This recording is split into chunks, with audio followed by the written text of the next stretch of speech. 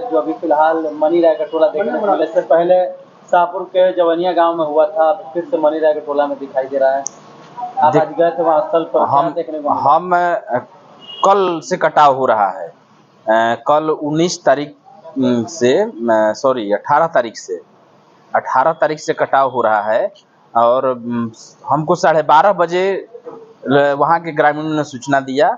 हम करीब 1:30-2 बजे के आसपास पहुँचे वहाँ पे, तो हमने देखा कि भारी मात्रा में कटाव हो रहा है। हम लोगों ने जिला अधिकारी महोदय, एसडीओ, उसके बाद सीओ को हमने कहा।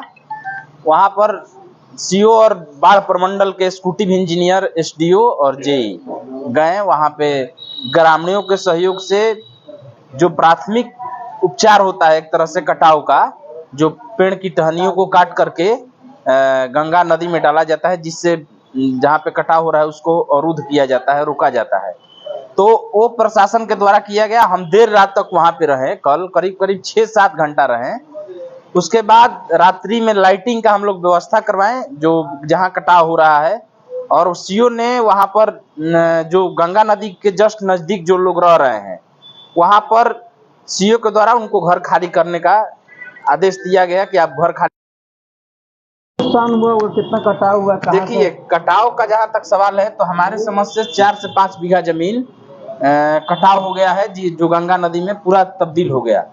और अब कुछ दूरी पर, मात्र 60 से 70 फीट की दूरी पर गांव बचा है, माने घर, गांव का जो घर है वो मात्र 60 से 70 फीट की दूरी पर बचा है। आज भी हम लोग गए हैं, आज भी वहां पर शायद बड़ारा की वीडियो आई थी, उनसे बातचीत हुआ। अभी पता चला है कि हम लोग अभी आरा में हैं, तो आरा की अनुमंडल पदाधिकारी गई हैं वहां पे मनी राय के टोला पर निरीक्षण कर रही है। तो हम सीधे तौर पर जिला प्रशासन से मांग करते हैं कि सिर्फ निरीक्षण से काम नहीं होगा। हम लोग जिला परिषद के बैठकों में कई बार आवाज उठाए हैं। यह कटाव केवल आज नहीं हो रहा है, ये 3 सालों से लगातार कटाव हो रहा है मनी राय के टोला पर। उसके बगल में देखा जाए तो कुमटिया है, पीपरपाती है, अचरज राय का टोला है, हेतमपुर है, मझौली है, ऐसे ऐसे सोहरा तिरवानी के तरफ भी लगातार कटाव होते रहा है और हो भी रहा है। लेकिन उसका उचित समाधान के लिए जिला प्रशासन को तैयार होना चाहिए।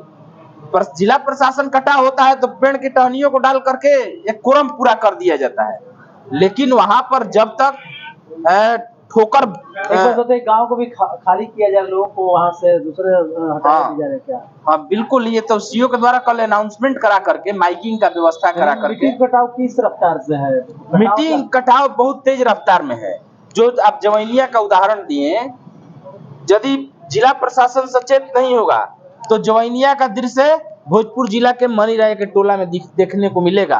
इसलिए हम जिला प्रशासन से मांग करते हैं कि कटाव निरोधक दस्ता के तहत उसका कार्य कराया जाए। जो कटाव निरोधक टीम है उसके माध्यम से कराया जाए, नहीं तो वो बचेगा नहीं गांव, और तुरंत गंगा में विलीन हो जाएगा। पूरा यू आकार में, कर्व में गंगा जी अब हो गई हैं। और एक और बात जोड़ देना चाह रहे हैं कि गंगा का जो पार्ट है 2 पार्ट में विभक्त हो गया है और बीच में गाद भर गया है। मनी राय के टोला के सामने देखिएगा तो जो उत्तर प्रदेश के सीमा से हम लोग टच कर रहे हैं उसके बीच में गाद है। उस गाद का भी सफाई कराना अनिवार्य है। जब तक गाद का सफाई नहीं होगा, कोई व्यवस्था करा लीजिए भैया, कटाव से नहीं रोका जा सकता है।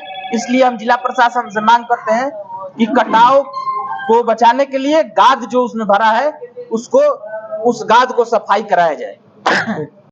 तो आप लोग मनी राय के टोला का निरीक्षण किए हैं, किस तरह की वहाँ पर? आज हम सुबह में मनी राय के टोला पर हम गए थे, हमारे राष्ट्रीय जनता दल की टीम भी थी, वहाँ पर गया था। वहाँ हम लोग देखे बहुत तेजी के साथ जिस तरह से 80 के स्पीड में गाड़ी चलती है, उसी तरह से गंगा भी 80 के स्पीड में चल रही है और पूरे उस गांव को विलीन करने में लगी हुई है। अभी 5-6 घंटा के समय में आपको 4-5 बीघा जो खेत था उसको काट दिए हैं और घर से 10-20 गज की दूरी पर अभी गंगा बह रही है। हो सकता है रात तक कहीं अपने गोद में न ले लें, वहाँ की स्थिति भयावह है। और राज्य सरकार जो है अभी चुपचाप सोई हुई है। वो यहाँ के जिलाधिकारी का कोई मतलब नहीं है, न एसडीओ को कोई मतलब है, न मुख्यमंत्री जी का मतलब है, ना कोई किसी को मतलब नहीं है। जो पदाधिकारी हैं, जो सामाजिक कार्यकर्ता हैं, जो दल से जुड़े हैं, जिला परिषद के सदस्य हैं, मुखिया हैं, वे सभी लोग लगे हुए हैं किसी तरह से यहाँ के स्थानीय जनता की बात सुने, लेकिन कोई जिलाधिकारी महोदय बात सुनने के तैयार नहीं है। हम लोग फोन के माध्यम से सांसद महोदय से बात किए हैं। सांसद महोदय से मैंने कहा कि आप हाई लेवल का मीटिंग कीजिए ताकि ये जो मामला है, नहीं तो आपका सलेमपुर, मनिरा के टोला, अचरज के टोला, केवटिया, ये सब गंगा के गोद में चले जाएंगे। अगर आप नहीं लगिएगा तो यहाँ के हजारों लोग तकलीफ में हो जाएंगे। तो मैं सबसे पहले मैं जिलाधिकारी से मांग करता हूँ कि वहाँ के जो लोग हैं, जो पीड़ित परिवार है, उन लोगों को रहने के लिए वहाँ तत्काल व्यवस्था कराया जाए, वहाँ जनरेटर की व्यवस्था हो, वहाँ राहत शिविर चलाया जाए ताकि वहाँ अपने घर छोड़ करके लोग जाएंगे तो क्या खाएंगे, क्या पिएंगे, इस तरह की व्यवस्था होनी चाहिए। वहाँ जिस तरह से वहाँ स्थानीय थाना है, उस स्थानीय थाना का वहाँ कैंप होनी चाहिए, जो वहाँ के लड़का इधर उधर नहीं जाए ताकि कोई हादसा हो सकती है। तो मैं जिलाधिकारी से मैं मांग करता हूँ, जो सरकार सोई हुआ है, माननीय मुख्यमंत्री जी को भी मैं आपके मीडिया के माध्यम से मैं उनसे मांग करता हूँ कि जो गंगा कटाव हो रहा है जो तेजी के साथ, उस पर रोक लगाने के उन्होंने ठोस कोई कदम उठाएं, यही मेरी मांग है। अभी मनीराय के टोला सहित कई गांवों की स्थिति जो है लगातार कटाव हो रहा है वहाँ पर, आप लोगों ने निरीक्षण किया है, क्या कहेंगे? देखिए, मुख्य बात है कि जो कटाव हो रहा है इस पर जिला प्रशासन एवं बिहार सरकार को संज्ञान में जल्द से जल्द लेना चाहिए, क्योंकि इतनी तेजी से गंगा का कटाव हो रहा है। क्योंकि हमारे पार्षद जो नज़दीकी है जिला प्रशासक भीम यादव जी, और उस क्षेत्र के निवासी हैं हमारे बड़े भाई विनोद चंद्रवंशी जी, हरिफन यादव जी, इन लोगों ने निरीक्षण किया। मैं तो नहीं गया था, लेकिन हमने देखा था वीडियो के माध्यम से कि कटाव की जो गति है बहुत तेजी में है, और वहाँ की जनता जो है बड़ी एथी में पड़ी हुई है, संकट में पड़ी हुई है। उनकी जो संपत्ति है बहुत तेजी में बह रहा है गंगा जी के। इसलिए जिला प्रशासन से हम मांग करेंगे चाहे सरकार से कि जल्द से जल्द उस कटाव को कैसे रोका जाए ताकि वहाँ की जनता की जो समस्या है वो दूर हो जाए। एक सवाल और है, बिहार में भी शराब से लोग कुछ कहना चाहेंगे, जिस तरीके से बिहार में जहरीली शराब का मामला सामने आ रहा है? ये सरासर दोषी सरकार की है। हम यही कहना चाहेंगे कि शराबबंदी सिर्फ एक कागज के पन्नों पर है। शराब जो धरातल पर बंद होना चाहिए वो नहीं है।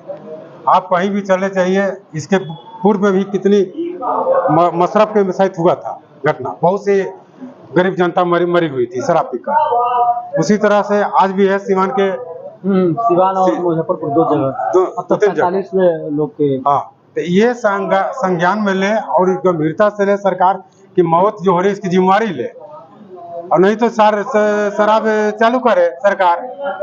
जो घटिया किस्म के शराब बिक्री हो रहा है उस पर पाबंदी हो जाएगा ऑटोमेटिक। सरकार को अपनी शराब बेचेगी तो गुणवत्ता के साथ बेचेगी, तो शराब लागू होना चाहिए। और नहीं तो ये दिखावा अच्छी बात नहीं है कि हम शराब बंद किए हैं और उसकी जिम्मेवारी भी नहीं ले रही सरकार, और हंसी के साथ सरकार अपना घूम रही है। हम देखे एक दो दिन पहले तो माननीय मुख्यमंत्री जी, उप मुख्यमंत्री जी और ये पंचायती राज मंत्री जी एकदम हंसी ठहाका लगाते हुए अपने क्षेत्र में भ्रमण कर जाने का, और सरकार के भी।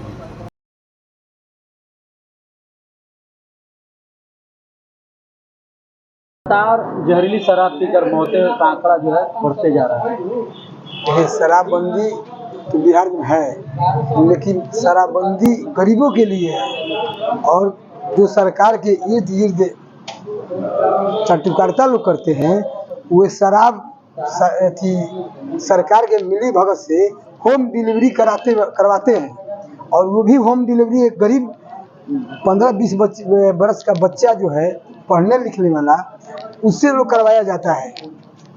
बिहार में शराबबंदी ना के बराबर है। यदि शराबबंदी है तो शराब जो बेचते हैं लोग, उनको सरकार को द्वारा चाहिए कि कठोर सजा दिलाए कि शराब बेचने वाला कोई व्यवसायी शराब बेचने का नाम न ले, तब ना शराबबंदी होना चाहिए। ये जो मौतें हुई इसके लिए जिम्मेदार कौन है? इसके लिए सरकार पूरी तरह से जिम्मेदार है।